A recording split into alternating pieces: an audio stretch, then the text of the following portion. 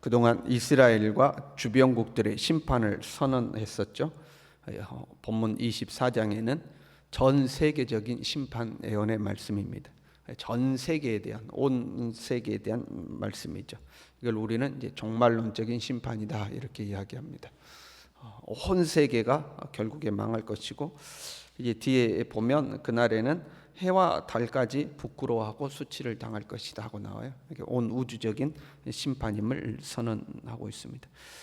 종말론적인 선언이라고 할 때 우리는 온 우주에 해당되는 것으로 알고 있습니다. 그게 맞죠. 그러나 한편으로는요, 종말이라는 것은 온 세계에 임하는 것이지만 동시에 한 개인에게도 임하는 것입니다.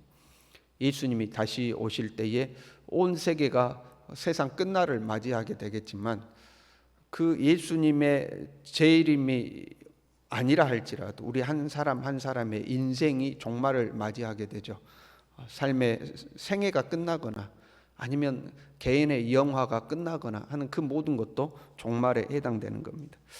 그러니까 우리가 성경에서 또는 이제 말씀을 들을 때에 종말론적이다, 종말이다라는 이야기가 나오면 예수님 다시 오실 세상 끝날만을 생각하는 것이 아니라 한 개인의 인생에 있어서도 종말이 있음을 알고 거기에 또한 우리가 적용해 보는 것도 도움이 될 수가 있습니다. 이 온 세상이 심판 아래 놓이게 되는 메시지인데요, 24장의 말씀에는 굉장히 땅이 황무하게 된다는 것이 강조되어 나오고 있습니다. 1절부터 계속해서 땅이 하고 3절 땅이, 4절에도 땅이, 5절에도 땅이, 6절에도 땅이 하고 땅이 황무하게 된다 하고 땅을 강조하고 있습니다. 그리고 이 땅이라는 의미는 포괄적으로 전 세계라는 의미를 가지고 있죠. 우리가 말할 때 이런 말이 있잖아요. 이놈의 세상 망해라 이러면 이 세상이라는 것은 이 세상에 존재하는 모든 것들을 포함하는 의미죠. 또는 이 땅이 심판을 받을 것이다 그러면 이 흙을 말하는 것이 아니라 이 세계 전부를 말하죠. 그래서 땅이라는 것은 포괄적 의미를 가지고 있습니다. 그러나 성경에서 땅이라고 할 때는요, 이 땅은 좀 더 구체적인 의미를 지니고 있습니다. 아담과 하와가 범죄한 이후에 하나님으로부터 징계를 받죠. 그 징계를 받을 때 사람이 징계를 받은과 동시에 땅은 따로 징계를 받습니다. 땅이 저주를 받아 하면서 그 땅 자체가, 이 땅이 포함하고 있는 포괄적 의미, 그 땅에 살고 있는 사람들까지 다 포함하는 그 포괄적 의미로서의 심판이 아니라 사람은 사람대로, 뱀은 뱀대로, 그리고 땅은 땅대로 하나님의 징계를 받았던 것을 알 수가 있습니다. 그러니까 땅이라는 대상을 하나의 객관적 대상으로 놓고 하나님이 징계하신 거죠. 이 땅이라는 것은 사람의 근원이며 사람이 살아가는 삶의 터전이라는 의미를 가지고 있습니다. 그렇잖아요. 땅이 있어야 우리가 사는 거 아닙니까? 지금도 마찬가지죠. 땅이 있어야 사는 거죠. 기본적으로 우리가 두 발을 딛고 살아야 할 땅이 있어야 되고, 그 땅 위에 무언가를 하면서 우리는 거기에서 생산을 해내고 그 땅에서, 땅을 기반으로 우리의 삶을 이제 살아가게 되는 거죠. 지금은 이제 산업이 발달해서 우리가 땅이 아니라 다른 무언가를 통해서도 경제 활동을 하지만, 과거에는 땅에서 모든 것을 경작하며 살게 되어 있죠. 그리고 그 땅에서 낳는 소산물을 먹음으로 우리의 생을 유지하게 되어 있습니다. 그 땅이라는 것은 우리의 삶의 터전 그 자체입니다. 땅에서 우리의 생명을 유지하는 것들이 나오는 겁니다. 삶의 터전이요, 우리의 생명의 어떤 유지를 이루는 것이 땅이라고 알 수가 있습니다. 또한 이 땅은 사람의 후손을 의미하기도 합니다. 사람은 땅에서부터 나온 거잖아요. 땅에서부터 사람이 나온 거기 때문에 땅은 사람의 후손을 의미하기도 합니다.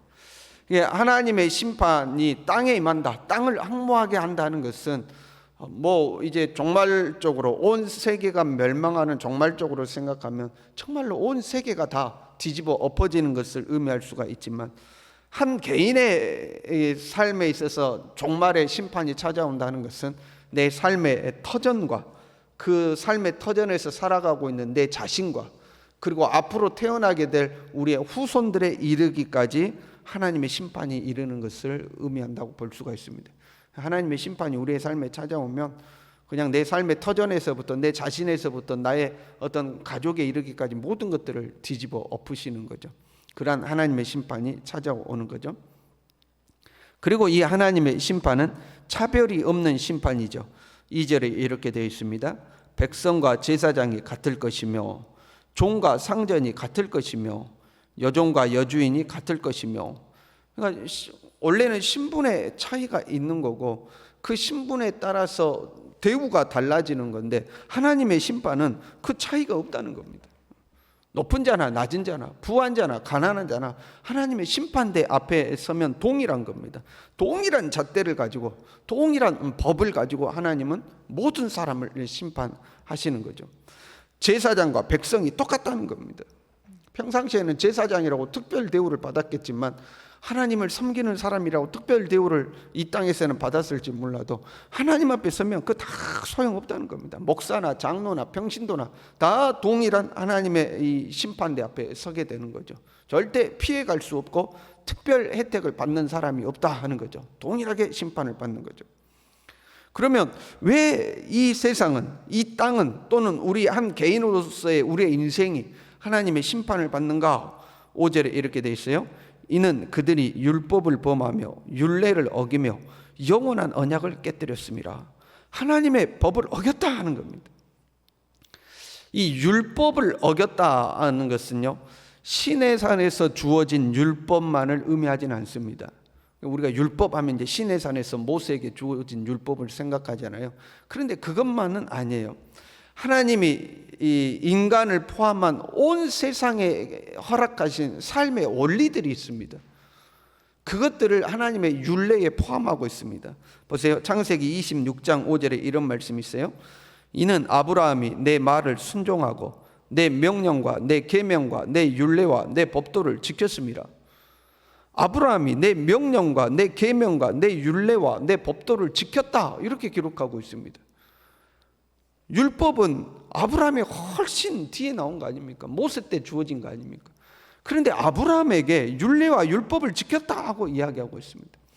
그러니까 신의 산에서 주어진 구체적인 율법, 그것만이 율법이 아니라 하나님이 우리 인류에게, 우리 인간에게 허락하신 하나님의 창조 원리, 삶의 가장 기본적인 원리들, 이것 또한 하나님의 율법에 포함하고 있는 거죠.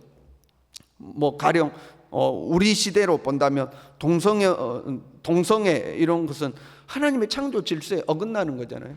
그러니까 어떤 신명기적 율법이 없다 할지라도, 신의 산에 율법이 없다 할지라도 그것은 하나님의 삶의 원리에서 어긋나는 것들이죠. 자녀가 부모를 대적한다거나 부모가 자식을 버린다거나 이런 것들은 하나님이 만드신 창조 원리, 삶의 원리에 어긋나는 것들이죠. 그러한 것들을 어기는 것이 모두 다 하나님의 율법을 어기는 것이요, 하나님 앞에 범죄하는 거죠. 그렇게 또한 범죄하면 땅은 오염되는 겁니다. 우리가 살아가는 땅이 오염되는 거죠.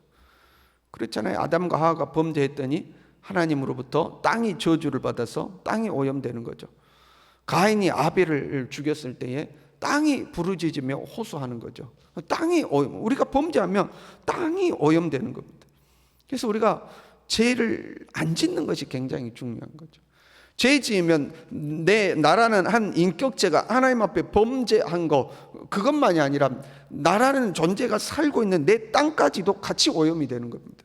그리고 그 땅이라는 것은 내 삶의 터전이요, 내 생명의 근원이라고 말씀드렸죠.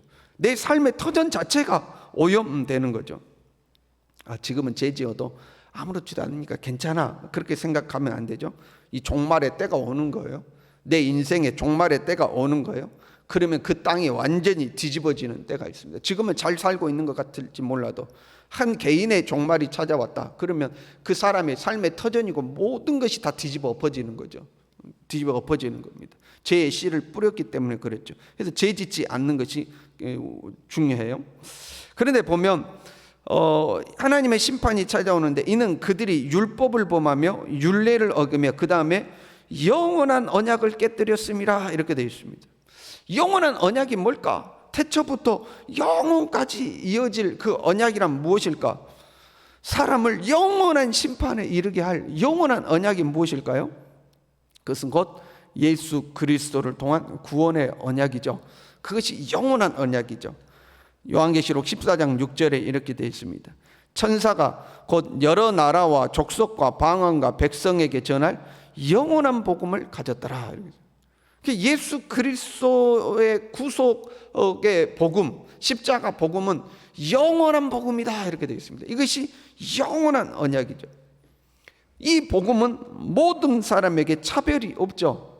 곧 예수 그리스도를 믿음으로 말미암아 모든 믿는 자에게 미치는 하나님의 은이 차별이 없느니라 그랬습니다. 차별이 없는 하나님의 복음. 왜 하나님의 심판대 앞에 서면 모든 사람에게 차별 없는 심판이 주어지냐면요, 하나님의 복음 자체가 차별이 없기 때문에 그렇습니다. 하나님의 복음이 차별이 없기 때문에 하나님의 심판도 차별이 없는 거죠.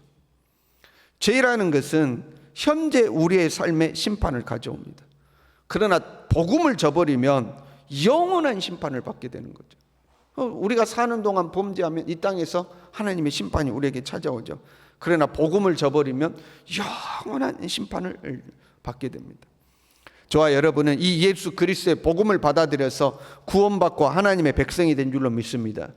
그런데 이 복음을 끝까지 유지할 수 있을 것이냐는 거죠. 여러분, 우리가 이 복음을 끝까지 내 개인의 종말뿐만 아니라 이 세상의 종말이 찾아올 때까지 우리가 이 복음을 끝까지 붙들고 있을 것인가? 우리는 코로나를 겪으면서 많은 생각을 하게 됩니다. 그 중에 하나가 이 코로나는 우리의 믿음을 검증하는 것 같습니다. 그러니까 진짜 믿음과 가짜 믿음이 드러나게 되는 거죠. 코로나를 통해서 내 믿음이 하나님 앞에 어느 정도인가, 그것이 검증되는 것 같아요. 13절에 보면 이런 말씀이 있어요. 세계 민족 중에 이러한 일이 있으리니 곧 감람나무를 흔든 것 같고 포도를 거둔 후에 그 남은 것을 주움 같을 것이니라. 하나님의 심판의 때가 마치 뭐와 같냐면 감람나무를 흔드는 것 같더라 이 말입니다. 감람나무를 막 흔들면 그 열매들이 다 땅에 떨어져 버릴 거 아닙니까? 그러면 꼭대기에 남은 것을 거둔다 이러는 겁니다. 하나님의 심판은요, 우리를 마치 흔드는 것과 같은 겁니다. 그냥 팍 흔들어대죠. 그럼 떨어져 나갈 자는 다 떨어져 나가는 겁니다. 그리고 끄트머리에 남는 자들만을 하나님께서 거두어 가시는 겁니다. 그 흔드는 거죠. 알곡과 쭉정이를 나눈다고 그러잖아요. 주님이 심판하실 때 알곡과 쭉정이를 나누는 키질을 하죠. 여러분, 키질이라는 게 뭐예요? 지금은 키질을 하는 데가 없죠. 저희 어렸을 때만 해도 키질을 했거든요. 그 놓고 이렇게 키를 착착 하면, 바람 부는 데서 하면 알곡은 무거우니까 그대로 올라갔다가 제자리로 내려오고 쭉정이는 바람이 이렇게 날아가는 거 아니에요? 그 흔들어 대는 겁니다, 여러분. 하나님의 심판의 때가 되면 우리를 흔들어 대는 겁니다. 그 하나님의 심판의 때 흔들어 대는 기질이 두 가지가 있어요. 하나는 유혹의 기질이죠. 세상이 우리를 자꾸 유혹하는 거죠. 부와 명예와 화려함과 즐거움과 쾌락으로 우리를 자꾸 유혹하는 거죠. 그 유혹의 기질은 우리로 하여금 이제 범죄하도록 만드는 거죠. 범죄하도록 만드는 거죠. 또 하나의 기질은 고난의 기질이 있는 거죠. 고난과 핍박과 비난과 환난과 어려움이 우리에게 찾아오는 거죠. 예수 믿는다고 핍박받는 거죠. 그 고난의 기질이 있는 거죠. 이 고난의 기질을 견디지 못하면 믿음을 저버리는 거죠. 믿음을 포기하고 그냥 세상에 순응하여 살아가는 거죠. 이 기질을 견뎌낼 수 있겠는가 하는 거죠. 이 새벽에 나온 우리는 어떤 순간에도 믿음을 저버리지 아니하고 예수 그리스도의 십자가 굳건히 붙들 줄로 믿습니다. 고난의 기질이 우리의 삶에 찾아올 때 우리는 반드시 기억해야 합니다. 이 땅에 끝이 찾아온다는 겁니다. 하나님의 심판의 때가 찾아온다는 겁니다. 하나님의 심판의 때는 반드시 찾아온다는 거죠. 그 주님의 날을 기억하면서 어떤 순간에도 믿음을 굳건히 하고 예수 그리스도 십자가 붙들고 살아가는 우리 모두 될 수 있기를 바랍니다. 기도하겠습니다.